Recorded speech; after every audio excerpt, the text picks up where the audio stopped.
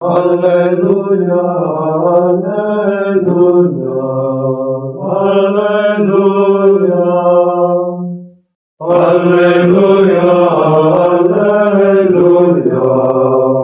Salve fratres, te iterum videre Patris Allegro, veritas liberabit vos. Ya, semua orang Protestan tahu ya kalau ayat favorit, ayat boneka pencet dari orang Katolik tentang gereja dan kepausan itu ada pada Matius bab 16 ayat 18.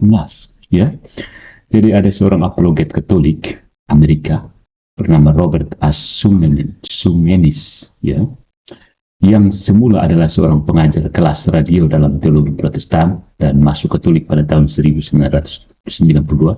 Dia menjelaskan bagaimana para penafsir Protestan mulai perlahan meninggalkan tafsiran mereka dan mulai mengikuti tafsiran kriminal dan ilegal dari gereja Katolik. Kriminal ini ungkapan dari Pak Deki. Ilegal ini ada seorang pendeta lagi, saya sudah lupa, orang-orang Indonesia. Oke, vámonos. Cago de sui lego otisi e Petros, kai epitafti ti Petra oikonomiso mautin eklesian. Ya. Engkau adalah Petrus, dan di atas batu karang ini aku akan membangun gerejaku, aku akan mendirikan gerejaku. Jadi Protestantisme historis ini membutuhkan waktu lama untuk mengakui bahwa Petrus benar-benar batu karang yang dirujuk oleh teks ini. Nah, Protestan mengklaim bahwa ada dua interpretasi yang mungkin. Pertama, bahwa Yesus hanya menegaskan atau menegaskan kembali iman dari Petrus dengan mengatakan bahwa iman Petrus itu kokoh seperti batu. Karena soteriologi dari gerakan Protestan ini didasarkan pada sola fide, hanya dengan iman, Petrus akan sangat cocok dengan pandangan ini dengan pengakuan imannya. Kedua, mereka mengatakan bahwa Yesus sendiri adalah batu karang tersebut, bukan Petrus. Protestan yang menyatakan bahwa dalam Alkitab metafora batu selalu digunakan untuk mengacu pada Kristus, tidak menerima bahwa manusia biasa harus diberikan sesuatu yang dikaitkan dengan yang ilahi. Nah, untuk menegaskan pandangan ini, para pemikir Protestan masih menyentuh poin penafsiran beberapa bapak gereja. Misalnya, memang benar bahwa dalam beberapa tulisan Santo Agustinus, setidaknya ada dua pandangan tentang batu itu dapat ditemukan, ya. Beberapa bapak gereja lainnya menunjukkan satu atau lebih interpretasi. Jadi kita harus berhati-hati dalam menuduh Protestan menciptakan sesuatu yang tidak ada sampai abad ke-16.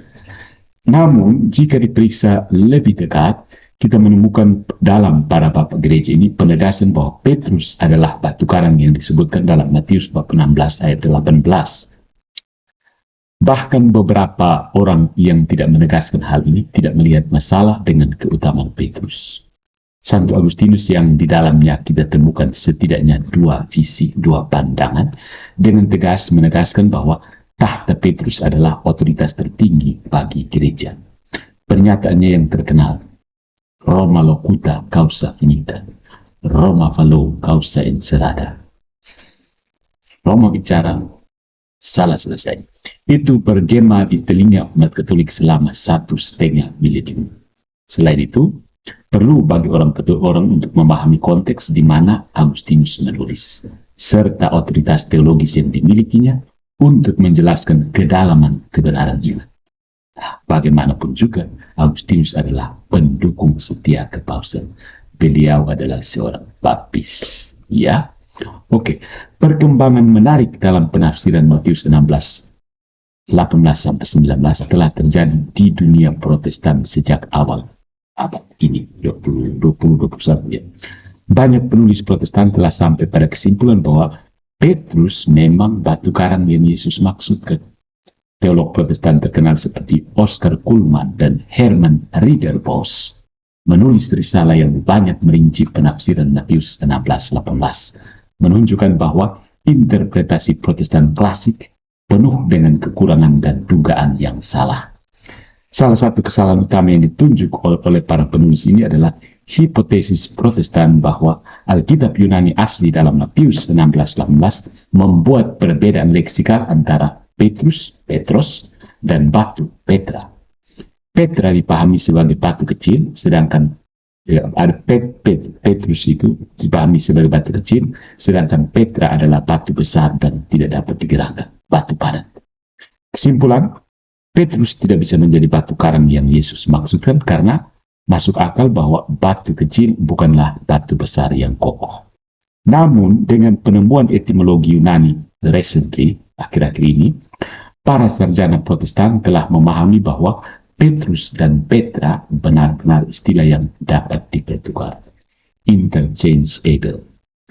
Meskipun sang penulis ingin memainkan kata-kata, penulis Injil Matius ini hanya dibatasi oleh fakta bahwa karena Petrus adalah nama maskulin, ini harus ditandai dengan nama Yunani lain yang dalam bentuk maskulin juga, Petrus. Sementara Petra adalah kata benda feminin. Nah, bahasa Yunani bagaimanapun juga bukanlah bahasa asli Injil Matius. Karena banyak bapak gereja, misalnya Irenaeus, Eusebius, Hieronymus, Epiphanus, dan yang lain, menunjukkan bahwa Injil Matius awalnya ditulis dalam bahasa Ibrani atau Aram. Ya.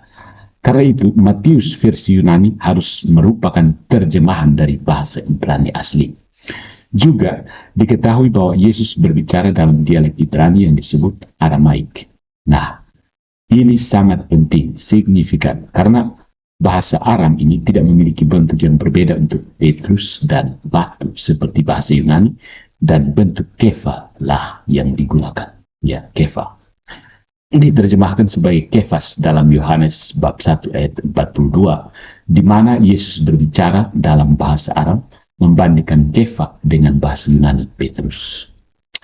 Menarik juga untuk dicatat ya, menurut catatan dari Robert Suemenis ini adalah bahwa Simon dalam bahasa Aram itu berarti butiran pasir. Ya. Jika Petrus hanya mengacu pada batu kecil, sebagaimana yang dikatakan oleh beberapa orang Protestan, tidak masuk akal bagi Yesus untuk mengubah namanya dari butiran pasir menjadi batu kecil, yang sangat kontras dengan perubahan monumental dan evolusi profil Petrus yang terbukti dalam Yohanes bab 1 ayat 42 dan Matius 16-18, kasus kita di sini. Nah, meskipun bahasa Yunani bukanlah bahasa yang digunakan Matius dalam menulis Injilnya, dapat ditunjukkan bahwa dengan menggunakan bahasa Yunani Alkitabiah bahwa Petra tidak hanya mengacu pada batu yang besar dan kokoh, juga bisa merujuk pada bentuk lain atau bahkan batu kecil. Misalnya dalam Roma bab 9 ayat 33 dan 1 Petrus bab 2 ayat 8, kata Yunani litos yang artinya batu kecil dikaitkan dengan Petrus dalam gambaran membuat seseorang tersandung dan jatuh. Ayat perjanjian lama yang diambil adalah dari Yesaya bab 8 ayat 14. Eli serat, terjemahannya. Kita lihat Yesaya bab 8 ayat 14. Dia akan menjadi tempat kudus dan batu yang ditabrak seseorang, batu yang di atasnya dia tersandung. Gambar ini adalah seorang laki-laki, seorang manusia, seseorang yang berjalan tersandung batu atau batu kecil dan kemudian jatuh ke tanah. Nah, hal itu tidak terlihat seperti gambar batu besar yang datang ke arah kamu atau tiba-tiba muncul menghadang Anda di jalan. Ya. Paulus mengacu pada batu sandungan dalam Roma bab 9 ayat 32, dan tentu saja tidak ada orang yang bisa tersandung pada batu yang besar, kokoh begitu. Jadi, mungkin yang dimaksud adalah batu sandungan. Akibatnya, karena Petrus dan Petra dapat merujuk pada batu kecil dan batu besar, kemungkinan besar Yesus tidak peduli dengan ukuran ketika dia menyebut Petrus sebagai batu, tetapi merujuk pada kekokohan roh. Alasan ini didukung oleh perumpamaan dalam Matius bab 7 ayat 24 sampai 27 tentang orang yang membangun rumahnya di atas pasir yang berbeda dengan orang yang membangunnya di atas batu. Di atas butir pasir Simon tadi, gereja tidak akan berdiri. Tetapi di atas batu Petrus itu baru akan kokoh. Ya. Karena penemuan ini dan penemuan-penemuan lainnya, semakin jarang menemukan pemikir Protestan yang tidak menerima pandangan Katolik tentang Matius 16 ayat 18, kecuali mungkin Protestan yang kurang belajar. Nah, apakah orang-orang Protestan ini bertobat? Sulit ya.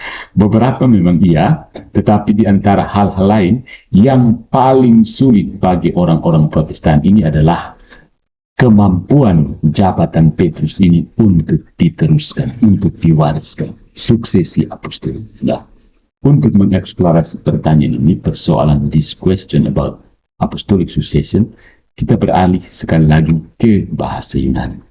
Ada nuansa dalam bahasa Yunani yang lebih ilustratif dalam mengidentifikasi Petrus dengan batu daripada yang ada dalam bahasa Ibrani atau Aram. Ya. Misalnya, bahasa Yunani untuk di atas batu ini menggunakan bentuk tafti, ya, tafti.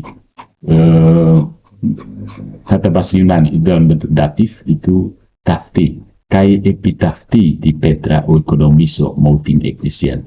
Kai epitafti, ya tafti. Jadi kata tafti ini yang bisa menunjukkan sesuatu datifus karena bentuknya datifus ya. Dalam bentuk datif. Datif itu maksudnya memberi kepada. Ingat ya, konjugasi ya. Deklinasi datifus. Deklinasi datifus ya.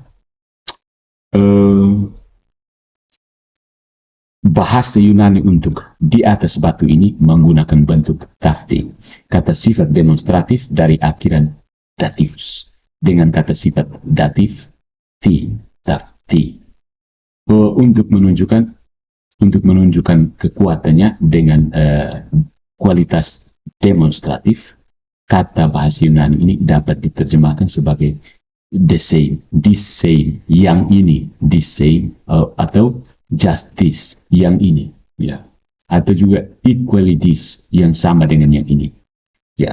Jadi dengan demikian kata-kata Matius bab 16 18 ini dapat dibaca sebagai in English, you are Peter, and on this same rock I will build my church.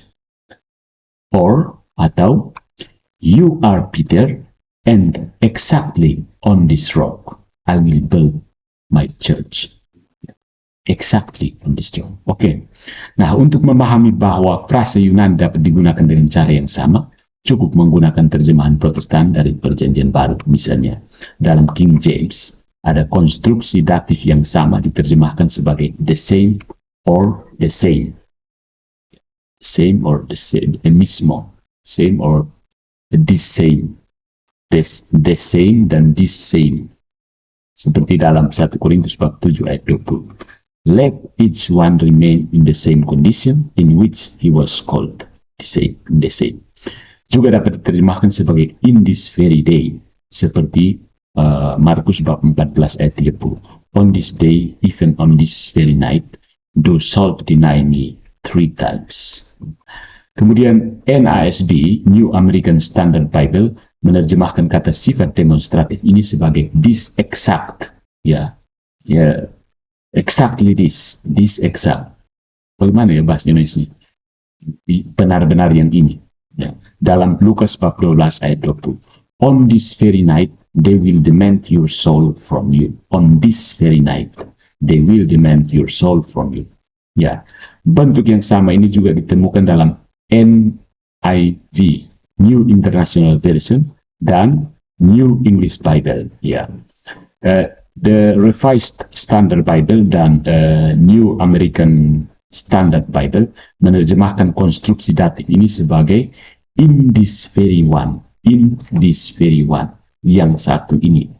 Ya, itu terjadi dalam Kisah Para Rasul bab 27 ayat 23. Ya, that same night an angel of God appeared to me. That same night. Ada contoh-contoh lain dalam terjemahan Protestan, tetapi ini cukup untuk menunjukkan bahwa sangat mungkin pada kenyataannya dan lebih tepat untuk menerjemahkan Matius 16:18 lebih tegas daripada dalam bentuk biasa. Apalagi yang harus diperhatikan bukan hanya apa yang dikatakan penulis, tetapi apa yang tidak dia katakan. Dia tidak mengatakan on the stone, atau on the rock, atau on one rock, yang akan membuat identifikasi batu yang dimaksud jauh lebih ambigu. On this rock, dia pakai this, bukan the atau one. This menunjukkan sesuatu yang benar-benar this rock, bukan the rock atau on one rock. Ya, nah, satu batu sudah tertentu, this same batu yang sama ini. Maksud demonstratif yang ditunjukkan oleh penggunaan bahasa Yunani tafti memperjelas bahwa batu yang dimaksud Yesus adalah persis batu yang dia rujuk, yaitu Petrus. R.C. Halensky, seorang komentator Lutheran yang terkenal, menyarankan bahwa Yesus bisa saja mengatakan, "You are Peter, and I will build my church upon you." Bisa seperti itu. Kalau memang dia maksudkan itu Petrus. Dan ini masuk akal. Tetapi ada beberapa cara untuk mengatakan hal yang sama dalam bahasa manusia yang berbeda, kan? Ada banyak cara untuk mengungkapkan gagasan. Nah, di sini Lenski menghindari genre sejarah dan sastra dalam sarannya tersebut. Para rasul itu berada di sekitar Kaisarea Filipi, yang kota ini terdiri dari formasi batuan alami yang masif. Ya. Yesus telah mengubah nama Simon menjadi Petrus dalam Yohanes bab 1 ayat 42. Yesus dan Petrus ini melakukan percakapan yang intens di mana mereka ternyata bertukar gelar. Matius bab 16 ayat 13 sampai 18. Hanya kepada Petrus Yesus memberikan kunci-kunci kerajaan. Matius bab 16 ayat 19. Cara apa yang lebih dalam untuk membuktikan pernyataan Petrus sebagai batu karang di antara jalinan bebatuan yang masif di Kaisarea Filipi? Faktanya, banyak orang Protestan merasakan kekuatan yang terkandung dalam genre ini, sehingga mereka mengklaim dalam upaya untuk membatalkan pandangan Katolik bahwa bagian dalam Matius 16, 18 sampai 19 tidak otentik. Maybe ini dicatat oleh Robert Sungenis. Ya.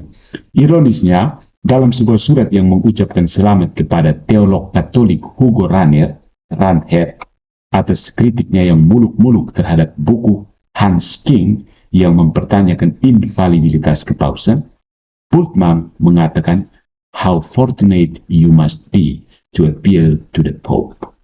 Appealing to Lutheran synods only leads to more disunity." Betapa beruntungnya Anda bisa merujuk kepada Paus. Merujuk kepada sinode-sinode Lutheran hanya mengarah kepada lebih keterpecahan.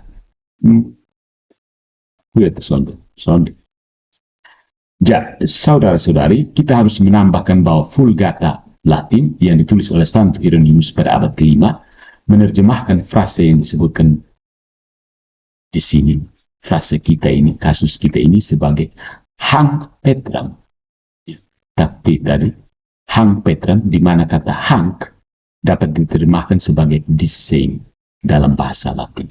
Hanc et super Hanc Petra. Dari sudut pandang Hieronymus, ini seharusnya cukup penting, cukup signifikan, karena dia adalah seorang ahli, expert dalam bahasa Yunan, Aram, dan Ibrani. Nah, Protestan yang sudah menerima interpretasi Katolik tentang Matius 16, 18-19 cukup untuk memahami kapasitas keutamaan ini untuk bersuksesi. Ya. Tidak mungkin kan kalau seorang yang sudah punya jabatan, dia meninggal dan selesai, tidak ada apa-apa lagi. Sukses itu pasti adalah. Logika akan menentukan bahwa jika Yesus memberikan Petrus otoritas atas hal-hal tertentu, yaitu memberinya kunci-kunci yang menunjukkan otoritas dan kuasa, otoritas ini secara alami harus tetap berada di dalam gereja. Ya. Yesus tidak melakukan apapun tanpa merencanakan masa depan. Jika tidak, apa artinya Yesus telah menetapkan otoritas seperti itu kepada Petrus, jika dia tidak tahu bahwa setelah kematian para murid otoritas itu akan tetap ada, kan? Ya, seperti ini. Kita bayangkan saja kalau kita punya bapak-bapak pendiri negara Indonesia, namanya apa itu, konstitusi yang dulu itu. Ya, mereka menciptakan jabatan presiden, lalu memilih Soekarno sebagai pejabat pertamanya, sementara semua orang merenungkan bahwa jabatan itu akan berhenti, akan dibubarkan setelah kematian Soekarno. Ini proposisi yang sangat tidak masuk akal, kan? Apakah para pembuat konstitusi ini, para bapak-bapak pendiri negara Kesatuan Republik Indonesia ini lebih pintar dari Yesus? Tentu saja tidak. Mereka hanya meniru apa yang sudah terjadi sepanjang sejarah, bahwa satu orang mengambil kekuasaan, tapi meneruskan kekuasaannya itu, meneruskan otoritas itu sesudah dia berhenti pensiun. Tapi ini subjek lain yang membutuhkan analisis lain lagi. Infalibilitas, papal succession, papal infallibility, and papal lainnya. Penting kamu terima dulu, inilah terjemahan, inilah tafsiran kriminal dan ilegal dari gereja Katolik. Thank you.